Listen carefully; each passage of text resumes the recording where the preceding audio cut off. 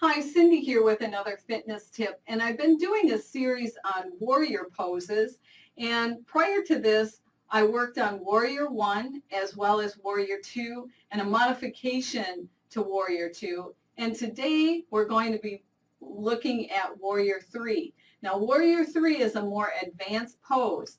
It deals with both flexibility, balance, as well as strength. Now, one of the things that you can do to start practicing a warrior 3 pose is to use a wall for a little bit of support here so that you can get used to bringing one leg up behind you. And so to do this, what we want to do is bring ourselves about 3 feet or so away from the wall. And I like teaching this by going into a forward fold first.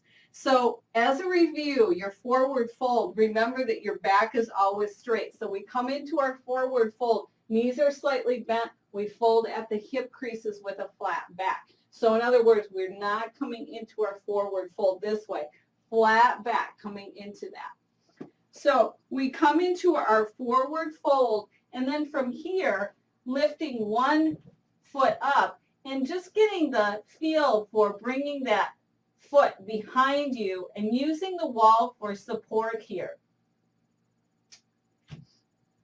And you can do that on both sides. And this might be your warrior 3 for today.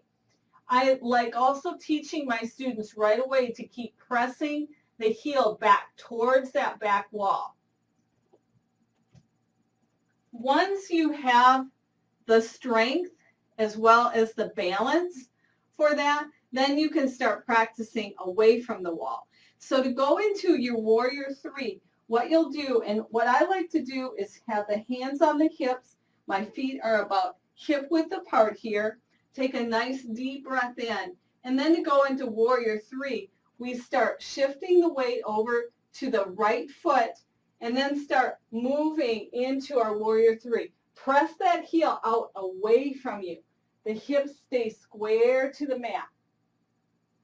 Coming into your warrior 3. From here, the hands can stay where they are, or you can bring them to your side or in front.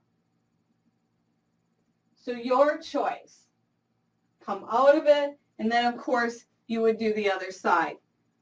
The other way to go into warrior 3 that I sometimes do is a little bit of a sequence, but it helps, I think, with the balance. And that is to start with tree pose.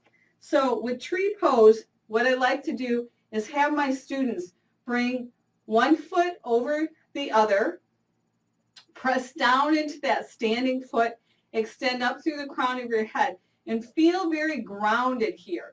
And then once you feel grounded, and I'll do this on the side so you can see, once you feel grounded, then very slowly, and again, hands on hips, press that heel out away from you as you then move into your warrior 3. And then slowly coming out. And going from tree into warrior 3 is one of my favorite sequences to do. Seems to really work for me. So maybe try that out. My name is Cindy Bartz. I have an online studio where I teach both group as well as private lessons. And for more information, please visit my website at cindybartz.com.